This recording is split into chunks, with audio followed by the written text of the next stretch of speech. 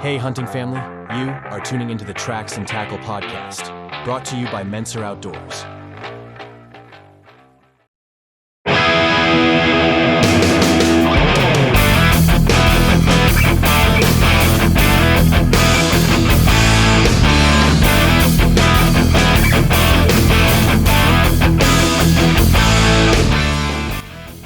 Welcome to episode 49 of Tracks and Tackle. Today, Brady and I deep dive into some fascinating statistics about whitetail deer. We'll be talking about herd dynamics, including the survival rate of fawns and how those numbers are impacted year to year. We'll also touch on the concerning decline of hunter numbers and how last season's harvest data compares to previous years. If you're passionate about deer hunting and want to understand more about the numbers behind the hunt, this episode's for you. Let's get into it. Hey there, hunting family. It's time to give a shout out to a company that's been keeping our communities moving since 1995. I'm talking about Interstate Garage Doors.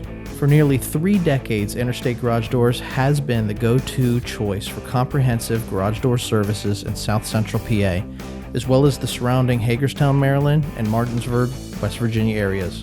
And get this, they're not just any company. They're veteran-owned and family-operated, with a proud history of serving both residential and commercial clients. Their professional technicians are the real deal, offering top-notch installations from industry-leading manufacturers and expert repairs for all garage door makes and models.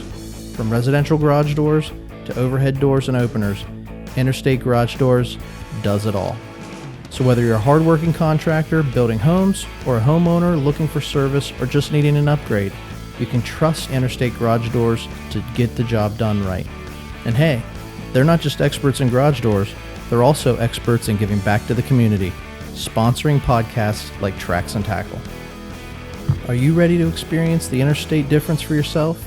If so, here's a little something extra for our loyal podcast listeners.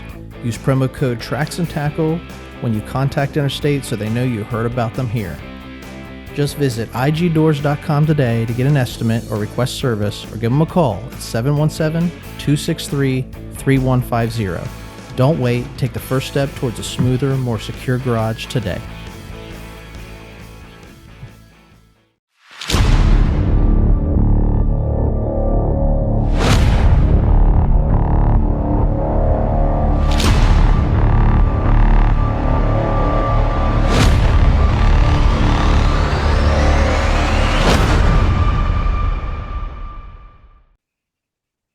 What is going on, everybody? It is episode 49 of Tracks and Tackle. We are so close to getting onto that 50 mark, a good milestone. I'm here at the Arrow Eagle, and I am Brady Menser, Menser Outdoor Tracks and Tackle staff here, and we got a good one in store for you.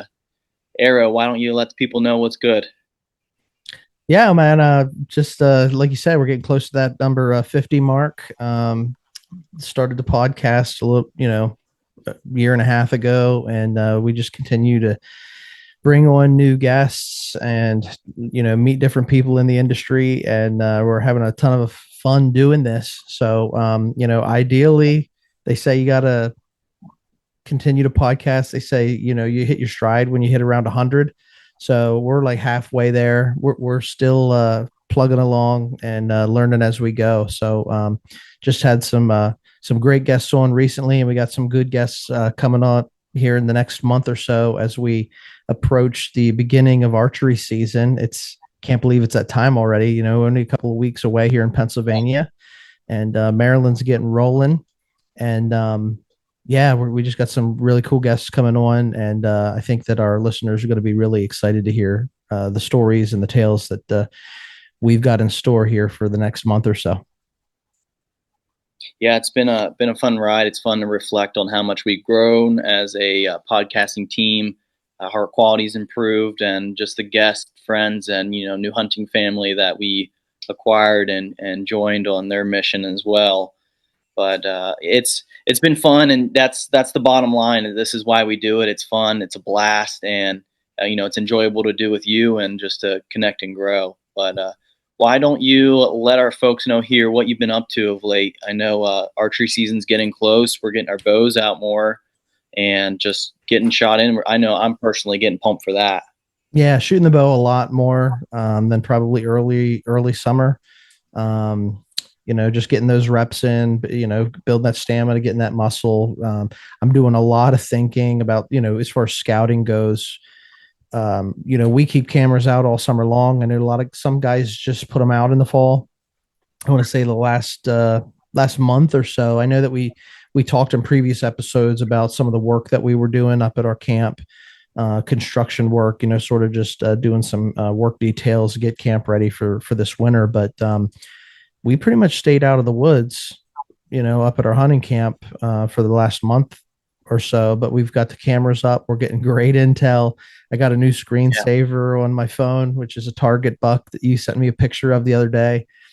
Trying to work and make a living, and I'm getting these videos of these monsters that are out in the middle of the night. So hopefully he shows himself in daylight, or he's got a rival that comes through. But we know the deer are there, and we know that we will be there as well. Once that season opens up. So looking forward to it, and spending some time with family. Just how it is with hunting season. We get really busy. Our weekends are full all fall long. So trying to make the most of the time with loved ones before we shift gears into hunting season. Yeah, right on. Yeah, gotta spend this precious time together before it's every weekend we're up at camp. I think we talked and we worked out our schedule. It's like every other weekend we're up, and as it gets closer to the rut, our time up there is a lot more. So making sure we balance our time and just spend time with the loved ones before we kiss them goodbye and head to camp with a mission to fill the freezers some. But yeah, I've been shooting the bow a lot more too. Actually, might need to go to a bow shop. My peep sight fell off, and I don't use my peep sight. I use a different thing. But the issue now is it's making this cartoonish rubber band sound now when I shoot. Oh yeah. So I need just a little bit of. I might need a bow press, but yeah, keeping these bow guys in business is a lot of archers because they're breaking the bows out late. They're getting their shot in the week before, the week during, and they're like, oh crap, I need to get this fixed. So they rush in, and I'm just hoping I'm not with that crowd being 2 weeks out, but I might be. I don't know. So I that's get in on there my as soon agenda as possible to go to the bow. Yeah. Yeah, just because, if I do have an errant shot or if there's multiple deer, I don't want them to be scared by the first shot going off. So just doing that, I know this weekend we got lined up a fun target practice shoot. Yep. I'm thinking of ways that I'm going to modify it, but I was inspired by that Dillsburg shoot that we did, which why don't you tell our listeners what that was all about? Yeah, well, we got a cousin who is, part of the Menser family name. He's part of the hunting family, and he's a member of a club that basically what they do is they set up 3D shoot several targets, and they shoot, once a week, all summer long, so you can get tuned in. He invited us to go along and do some shooting with them. We got a video on the channel, be rolling out here in the next couple of days where you can see some of the highlights from that. But it's just a ton of fun. It's good practice, and hunting with family. We hunt for bragging rights, and man, I'll tell you, those guys have been shooting all summer long, probably a little bit more serious than we have, and they've been doing really good. So I was really impressed with the setup that they had out there, and appreciate them taking us along out there to get a taste of it. And we met a lot of really cool archers, other people. Everybody's friendly. We all love the sport.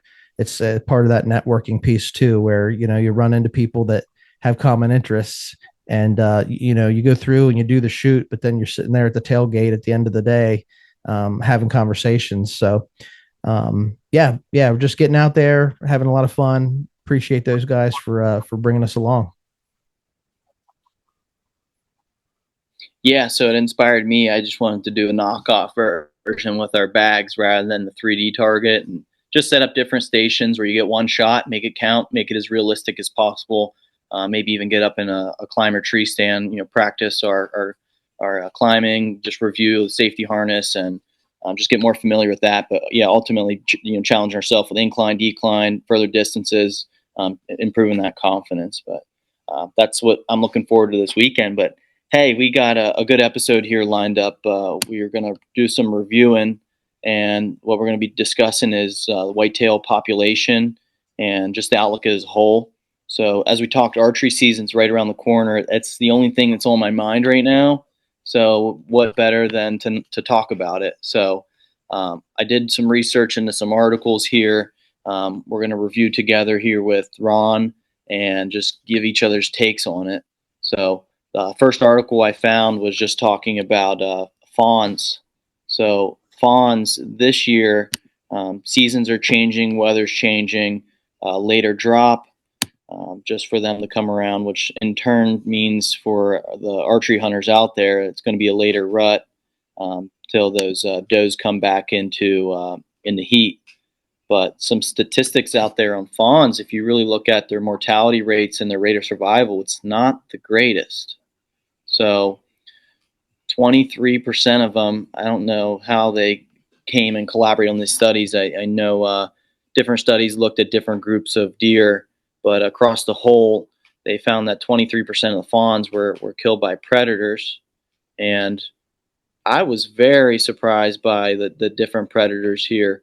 Ron, why don't you highlight a few of the predators? I know this one here talks about coyotes, and I know I don't get you started on coyotes. Everybody hates them, and I know you really, distaste the coyotes. But there's a few other predators on this list here that appear to be snacking on some fawns. All right, so am I checking this article that you sent, or Yeah, Article 1.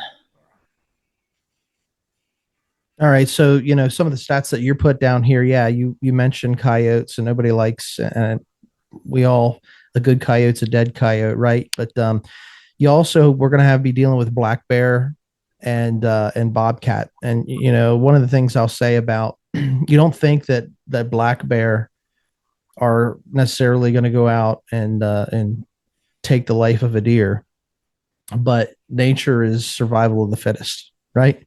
And so it does happen. Bear will eliminate younger, the weak ones. But bobcat is the thing that sticks out to me, because a fawn Yeah. is usually can outgrow a bobcat pretty quickly, but they can't necessarily outrun the bobcat. And I know that we got video earlier this year of a really really big sized cat on trail camera where we've been scouting, and so it's just interesting, that you see these different types of animals, and I'm talking about like the Pennsylvania study, because you get into different types of terrain and different parts of the country, you're going to have different types of predators as well, so I'm just thinking about, you get out west and you're dealing with mountain lions and bigger cats that are more predatory. But at the end of the day, when those fawns are dropping, they need to get through that first couple of months, until they can get their legs under them and survive, because a deer's defense really is try to blend in, and sometimes that doesn't work out best Yeah. for them. Yeah. I'm seeing here, which is really interesting as we bring up coyotes and talk about coyotes, is that a study in Alabama found that coyotes were 63% of the mortality of fawns, Mm-hmm. while in South Carolina, it's actually as high as 80%. So I'm curious myself to look in whether number A, they have a lot more coyotes and a higher coyote population, or option 2, they have less of the bears, bobcats, and anything else that would want to feast on a fawn for like an easy snack. So that's where my mind goes.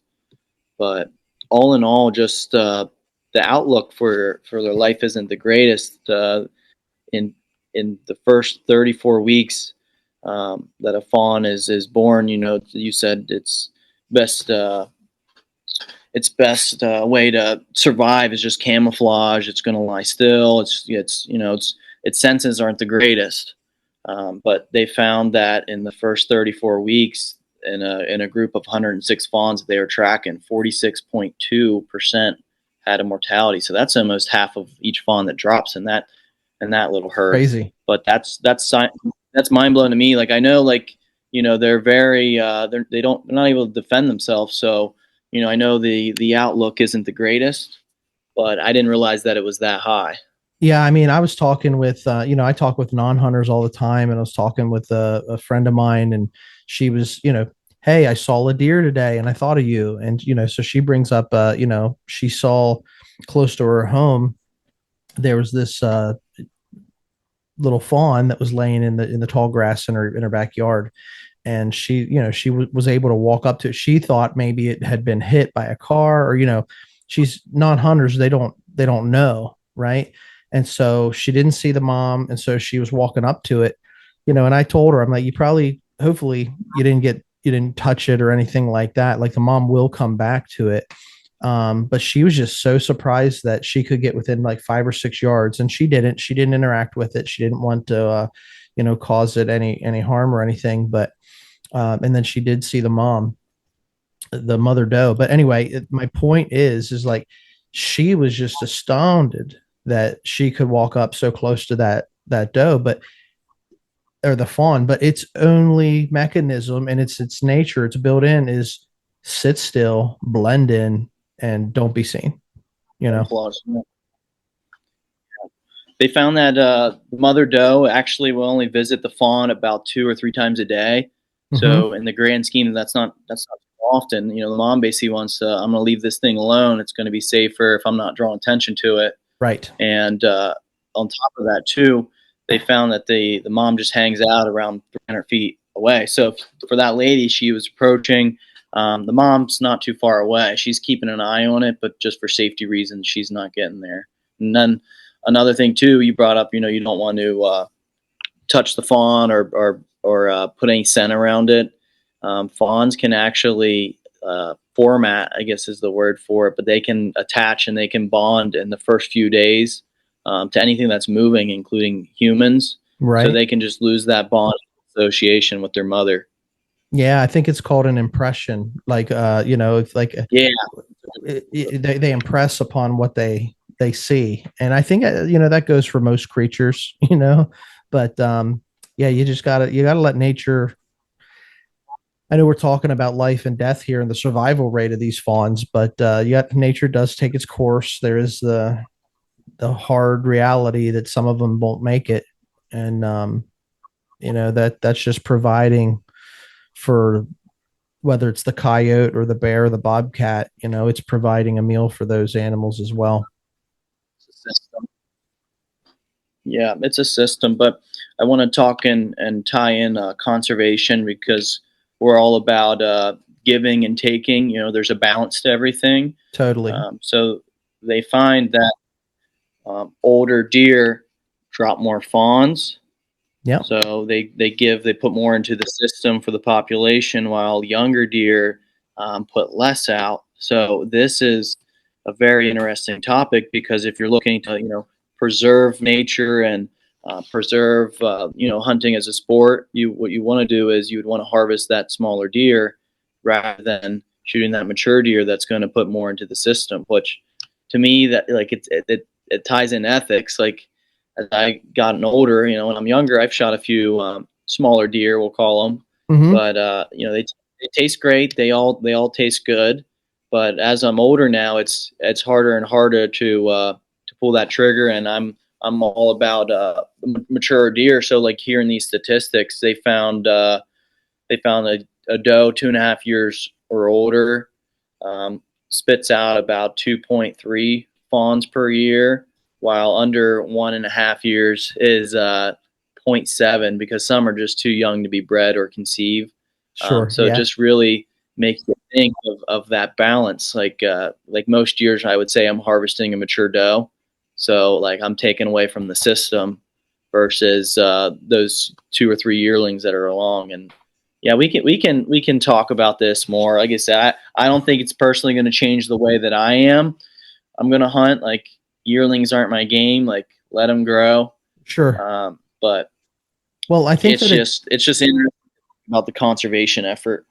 Yeah, and I think it depends on why you're hunting. If I'm a farmer and the deer are eating my crops, I'm gonna want to thin that herd down. So take out the older does. They're going to produce more, but if a younger doe comes through, you're going to take it out too. Like farmers aren't really being particular. They're just trying to protect their crop and their harvest. Whereas like guys like us, like, we're going out, we're hunting for meat in the freezer.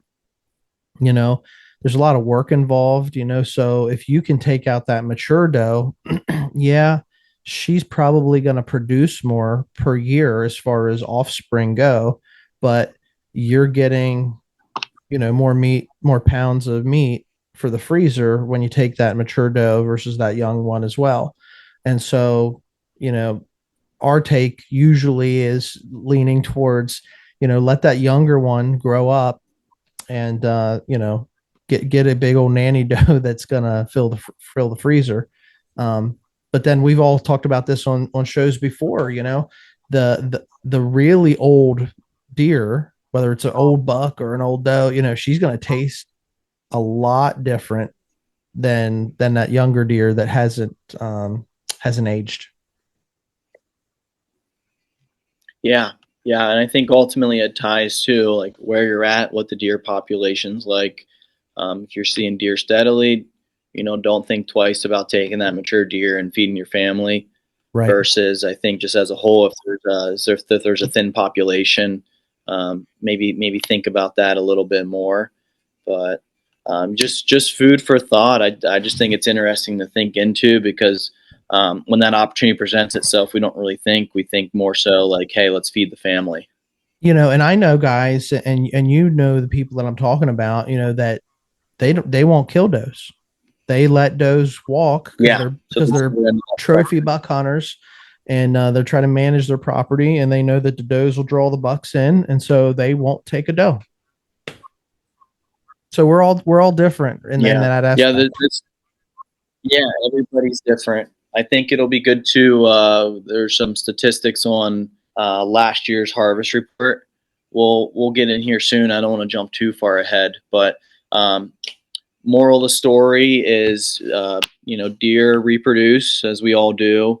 The survival chances for the fawns aren't the greatest, and just something to think of. Just the fact that mature deer have more offspring, non-mature deer might not have an offspring at all. So just find that balance in the system and keeping that in mind, I think, is just a great message for topic number one. Now, topic number two, just looking in the deer population size, is more so looking at us as hunters and what is happening here soon. And in the next 10 to 15 years, there's going to be a shift in the sense that there's going to be less hunters in the woods. Why is that? People are getting old, and not as many people are getting out in the woods and hunting. An article here found that statistically, hunters are older, number one, but just finding out the percentage of hunters as well. Most hunters are male, and most hunters are white, versus population of that is shifting. Male population's down to 48%, and non-white population's increasing as well. So that might be just a mild piece of the chart, but another piece of the chart, as I mentioned, was people are getting old. 1991, 41% of the U.S. population was more than 45 years old. So that increased to 52% by 2016. So in 15 years, that increased by 11%. People are getting older. Now, if you look at the hunting population within that, it made a jump from 28% to 60%. Like, wow, that's big. That's a huge jump. I'll say, like, I'm no scientist, and I don't want to get, don't get me started on like political views or whatever, but we need to start raising young men with a little bit of masculinity and get their butts outside, teach them how to catch a fish, teach them how to skin a buck, and, provide for their family. Where, I look at the generation of children, especially, young men, but young girls too, they're just not doing things outdoors, which is what we try to champion on this show. We want to say, nature is our playground. We want to get outside. We want to get some dirt under the fingernails, and we play outdoors. So, we need a little bit of masculinity, back into the youth of this next generation. And hunting is a very primal thing, going out and harvesting your own animal, um, you know field to table. We love it. We were raised doing it. And I think there are different pockets, depending on like where you are. I guess you have it everywhere. Like if you're raised in a high density population, like an urban area in the city, you may not get the same exposure as, the good old boys, down in the Southeast, um, Southeastern United States. You know what I mean? So like population densities in general, but speaking in very general terms, I think that we need some masculinity instilled into these young men that are growing up in this generation. And it's really a mandate for guys like you and guys like me to mentor the next generation. Yeah, I think it's big on, the word you use there is mentor. It's we shoulder that responsibility to pass it down to those before us. But I think, today's day and age, the internet's around. There's plenty of easy ways to distract yourself, entertain yourself without even leaving the house, to get that fresh air. But, different hobbies now too. There's better connection with people, and kind of just like you said, like your exposure. If you're in the city, you might not even think once about it because there's no area around you to go out and play. Versus if you're, in the country where you have the world's your oyster, you can, make it as you see it. But yeah, I just think, people are getting older, and why people aren't going into it. I feel a common theme that I hear from those maybe even your age and older that I'm talking to, and they used to hunt, but then they stopped. Number one is time, and you make time for the things you want to do. So it just might not be that their passion called to them. And number two, whether it's boredom or the weather getting cold, I guess they just don't find that to be passionate or, to fill their cup, which I think is an interesting take, which, we talked about too. If you have a bass pond and it's filled with bass and you're catching bass, like you feel good. Yeah. But if you're in a pond with no fish, you're going to get bored pretty quick. So, having success early in life, if they started hunting, but they're in a poorly managed deer population area, it's not gonna be as rewarding and give them that drive. I don't know what your take is on that.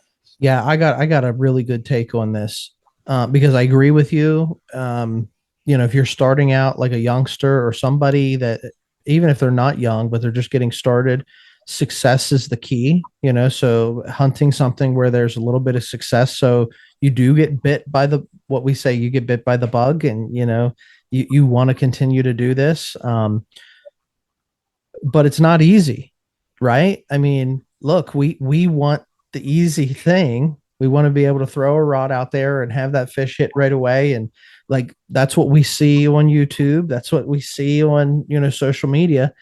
And it's hard. We put in a lot of really hard work, like to be successful at being an outdoorsman. It takes a lot of time, effort, and energy. And there's just a lot of people that, from young to old, they don't have that. They don't want to put that into it. It's a lot of it. There are other things that they'd rather spend their time doing, so how do we make it more attractive?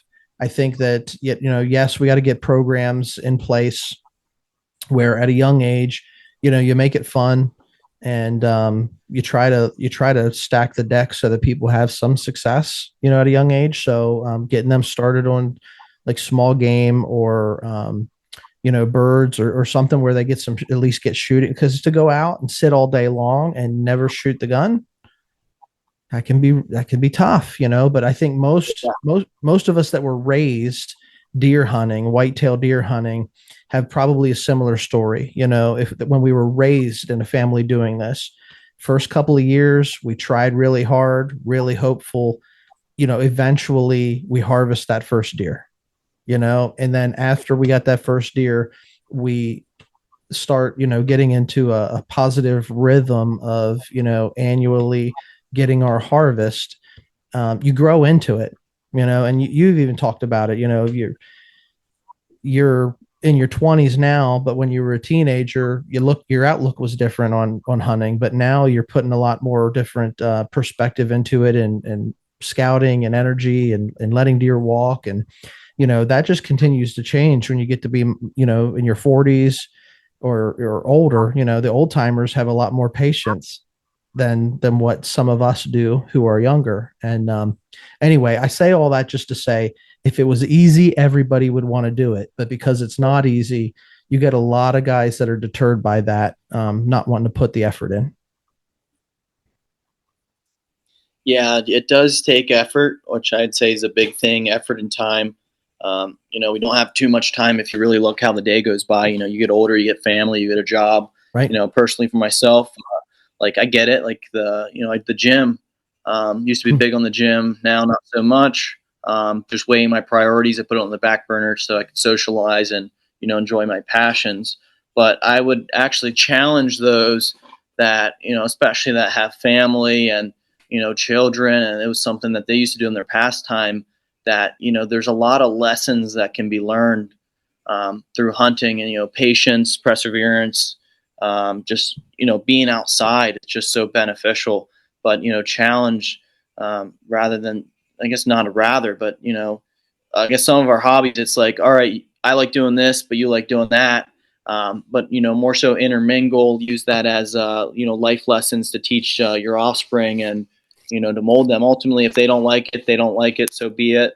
But just giving them that experience so that they can decide. For me personally, like my journey with hunting, it was slow in the beginning. Yeah, there's a lot of downtime, like I'm falling asleep in my stand, I'm cold, but it's so rewarding when that moment comes. It happens so fast. Words can't describe how much your heart races. You start shaking, like it's just pure adrenaline, and there's nothing better than that moment. And then yeah, it's just a reward of the situation. So you have your outcome that you wanted and you waited for, and it might take a few sits before you get there. Definitely wasn't on my first sit, Right. or maybe even my first year. So just putting the time in, putting the effort. And then another thing I would encourage too is it's not all about the hunt. It's about the cabin atmosphere, Yes. the atmosphere with the family, Totally. the stories before, the stories after. That's what's got me hooked on this stuff, is just the bonding with family and friends, and all those around me that are part of this fun hunting family, I'd say. Yeah, I know you told me the other day you don't want another book recommendation. Like, you got so many books that you got lined up that you want to read right now, but I've got a Yeah, yeah. great book that I'll get in front of you. That's an easy read, something that you can leave through during the cabin stays and stuff. And I was rereading it, and like one of the articles in the book, because it's several different articles, but it was just talking about exactly what you just said. Spending time, like, we are wanting to hang out at the cabin. We're all dreaming of whether it's All about perspective. yeah, we're all want that we're making memories on a farm or camping, or a camper or a tent or a cabin, or like we all have a different experience, but it's very similar in nature to that. And so, if I can really quick, I want to plug, we're talking about mentoring, and you know we have a guest that's going to be coming on here in the next couple of weeks that he's very involved in mentoring youth and getting them involved. And so looking forward to broadening this subject matter and talking about the benefits of getting younger people involved in the outdoor world. Because it's like that, we were talking about fawns. There's an impression that you can make, and we got involved when we were younger, and we stuck with it. So not to say people can't get involved later in life. I love to see that happen. I encourage that. I'm actually an advocate for that as well. But at the end of the day, it's not easy.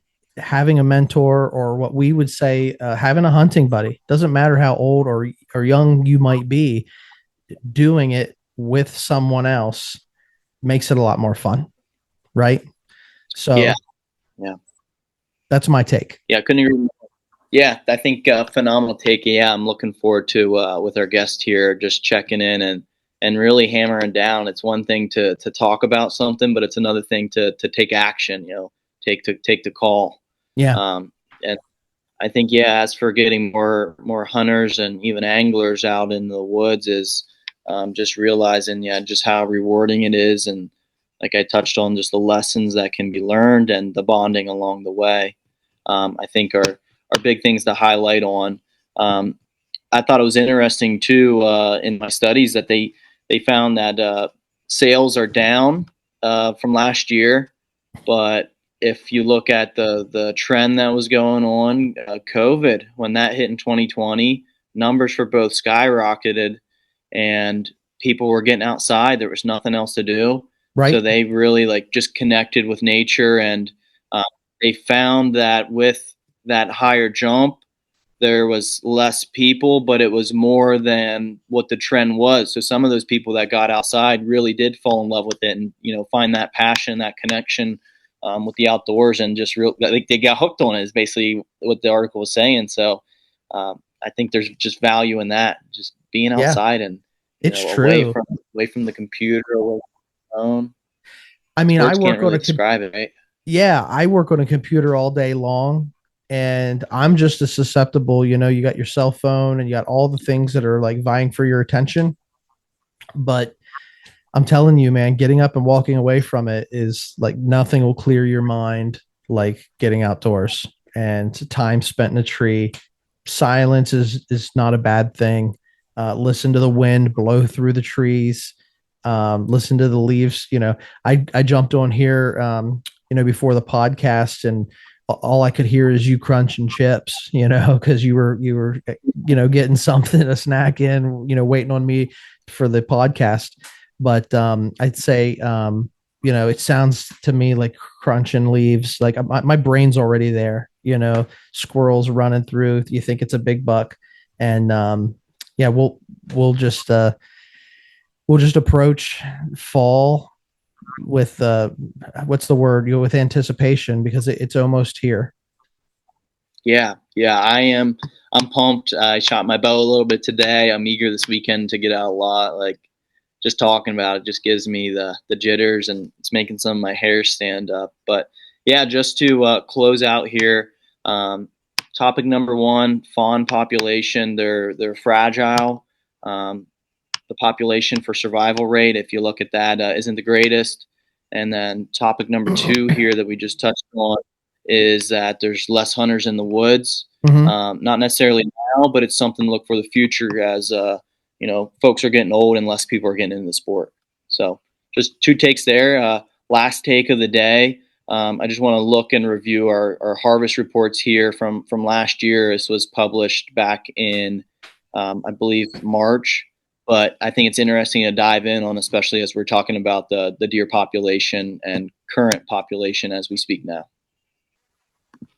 Yeah, so I mean, I think those topics that we covered are really important, and everything ties together, right? So you have, like you said, we talked about the reproduction of fawns, old does versus young does, and the survival rate of those young deer, and just the sort of the cycle of nature. And we just talked about the number of yeah, we talked about the number of deer hunters, population of us, going out and pursuing that game going down as well, and the need for mentors and the need for sort of a shot in the arm, the system. Because all right, I know we're moving on to the next topic, but let me just get this last word in on that. We have less hunters, but it feels like we have less hunting ground as well. Everybody wants a good hunting spot, and the more hunters vying for those spots, the more difficult it is for you to have a spot of your own that is successful. But at the end of the day, I want to see more hunters engaging in the sport.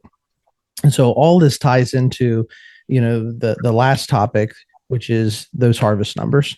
And so I know you got some hard data. You looked into this. We'll drop the link in the description of the podcast for anybody that really wants to look at this. all this data we got from a couple of different articles. We'll post the links to all those for anybody that wants to go deeper. But Brady, why don't you just touch on some of those harvest numbers, and let's dive into this section. Yeah, so I think it's more, all right, this is the amount of deer I killed out, harvest report, and at the end of that, see where my harvest report goes to. But it goes into a data system and they crunch the numbers. And from 2022 to 2023 to 4 season, they found that last year, 5% more bucks were harvested compared to the previous year, while the same amount of number of does that were harvested. So just talking about population, if you just look at that statistics alone, like fawns, they not fawns, but does, they reproduce, they put more into the system. So if they're staying the same, that system isn't going to be thrown into chaos. So I thought that was a big takeaway from what I was reading here. They found that even though they were giving out more doe tags, because each year, I don't know if it's each year, but of late it seems, I don't know if Ron, you can tie back into, you're a few years older than me, if you can tie back into your youth, if it was like this each year. But each time I look into the Hunter's Digest, it seems like per area unit, they're increasing the doe tags by a couple thousand, it seems. So I don't know if you noticed that too, or if if that wasn't a thing back in the past. It probably was a thing, if I'm being honest. When I was younger, like teenager hunting, I wasn't paying attention to it. I was just hunting. I was going out and harvesting my animals. I probably wasn't paying as much attention to the politics of wildlife conservation that I do now. But yeah, I will vouch for the number of tags allotted are increasing. And it goes by area. Now we're talking Pennsylvania here, and the different wildlife management units in PA. But certain ones we've seen incredible spikes year over year on doe tags that are available for sale. Growing up, I've never had an issue getting a doe tag, right? So I apply for doe tags every year, and I receive my doe tags every year. But I had this mentality, and I don't know if it was because this is the way things were or if it's just how that I was raised, but it was like, you got to apply for a doe tag right away because they run out. And yeah, looking at this now, we have a digital world. I got access to the data. We can get in here and we can look to see what's available. Game Commission has done an amazing job at getting everything online and highly visible for us. But there are plenty of doe tags available in certain parts of the state where they really need to bring down that herd. And some of that has to do with population densities, again, of homes in urban areas. Yeah. And so that's another topic that we'll be covering here in the next couple of weeks is, urban hunting and where it's appropriate. And because there is a need. I was reading an article recently about just different approaches to deer population in urban areas because, the deer are taking over. Like they're in everybody's front yards, they're eating their flower beds. People like to look at them, but they do, cause a little bit of destruction. And when that herd is not managed, it becomes overwhelming, for the population of a borough or a town or something like that. So I got some opinions on that too, but that's probably another subject for another time. As far as doe tags being readily available, yeah, they want to thin those certain areas out and they become available.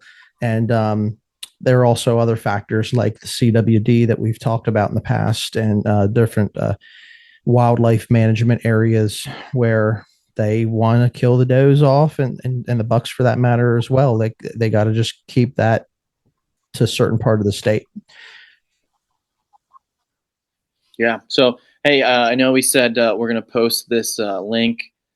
There's a couple more information on it that I find is really interesting that we can let our audience dive into. Mm-hmm. Just information, how they age the deer, like where they get their information from, so forth, so forth. I just want to highlight here a couple other interesting statistics. They found that 27% of deer hunters harvest a buck. Reading that right there, it sounds great for our camp. It sounds like one of us is going to 27%? have some Is action. that what you said? Yeah, 27? yeah, yeah. So basically 1 in 4 if you look at that. Yeah. And they found with the deer, the bucks that were harvested, 64% of those were at least over 2.5 years old. Mm-hmm. Just looking at that, I think that's more so because of the 3-up rule, 3 on one side here in PA. So, the deer has to have 3 points. I think that's making more mature deer that are out there Yep. and No doubt about helping it. the buck population.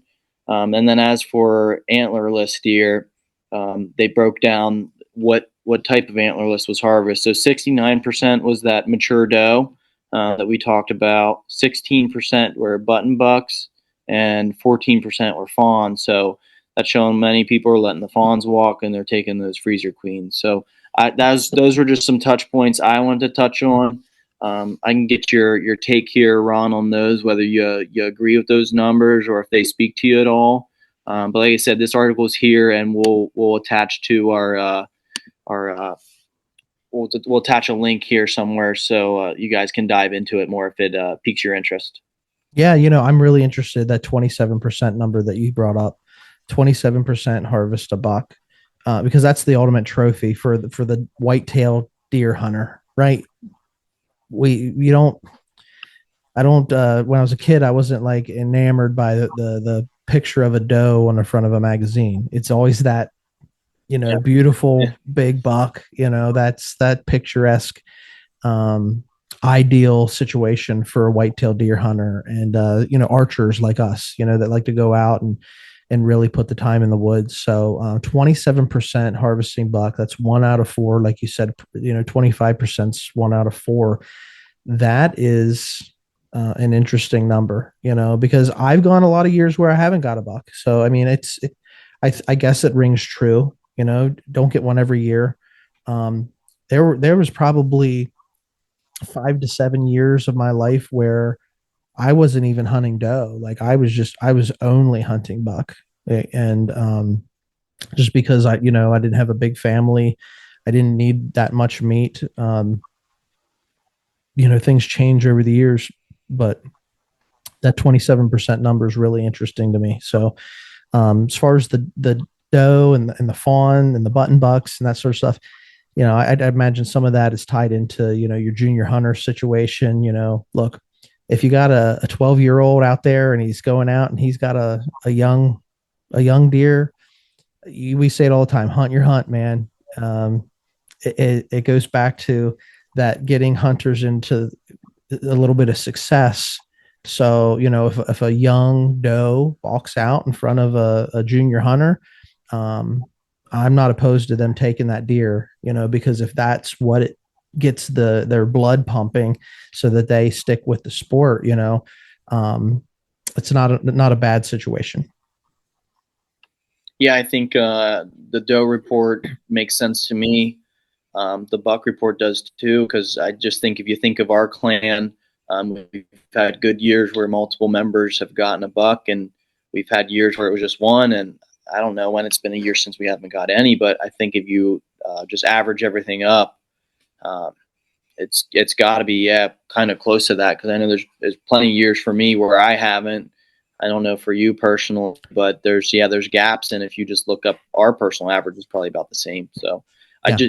just think it's interesting. I'm a numbers guy. I like numbers. I like statistics. So that really gets me going. But just highlight of this is the harvest reports are about the same. Buck harvests are a little bit up, but those are the same. So to tie that into our theme of deer management, that's promising, knowing that the reproduction process is going to happen and the balance is going to be there. So highlighting the 3 things we talked about today. We talked about fawns with their mortality. We talked about less hunters being in the woods because of the aging hunter and less people take an attachment to it. And then we talked about the harvest report here being promising in the sense that those aren't changing. So those are a few of some just highlighted points just to touch over as we're about to enter archery season here. And it's about to kick off for PA here, and things are going to get fun. But just to keep in mind that we enjoy doing it. We want to keep doing it, and we want to mentor our youth and those around us into it so that they can enjoy it and have, that reasons we mentioned before, just that connection with nature and their inner outdoorsman. Yeah, yeah, totally love it. So, guys, if you enjoyed this podcast, do us a favor, give us a like, give us a subscribe, give us a 5-star. We got a new feature on the website where you can text us a question. So go on there, click that text us a question link. If you're on Spotify or on our website, hit it, and we'd love to hear from our audience. If you're watching on YouTube or anywhere else, go ahead, drop us a question in the comments. We love to hear back from you guys. We got some great shows coming up for you here over the course of next month, where we're going to be talking about mentor programs for youth, getting them involved into archery, and as well as some urban hunting tactics, and we were talking about dog trail tracking, blood trails as well. So we got a couple of topics on the slate. We're excited to do that, and we're going to be rolling into archery season. So it's going to get busy. It's going to get wild, but that's the way we like to live. We appreciate you guys tuning in to Tracks and Tackle. Like I said, give us a 5-star review. Give us some feedback. We love hearing from you guys. And if you got a topic that you want us to cover, let us know. We'll look into it, and we'll talk about it. Like we say always, nature is our playground. And we just want to remind you, hunting family, enjoy every day. Stay wild.